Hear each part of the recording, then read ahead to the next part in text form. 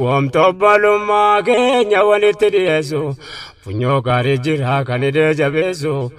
akhlaaqa toluudhaa akka deefnu dhiyeessu simannaa gaariidhaan gammachuun gaggeessu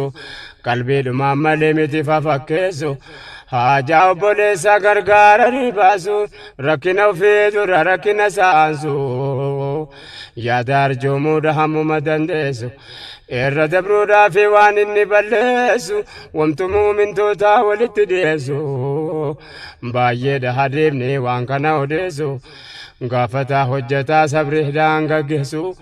waan obbolummaa keenya addaan fafageessu rabbiin keenya nu jidduudha balleessu arraaf waa'ee kana asitti gabaabsu kanattaan seensiraa tachiisin dabarsu. Nando badandesu balame durani bifadl rifqika ya qahir al-kawni Rabbi sallaka la khayra fi ad-darain bifadl rifqika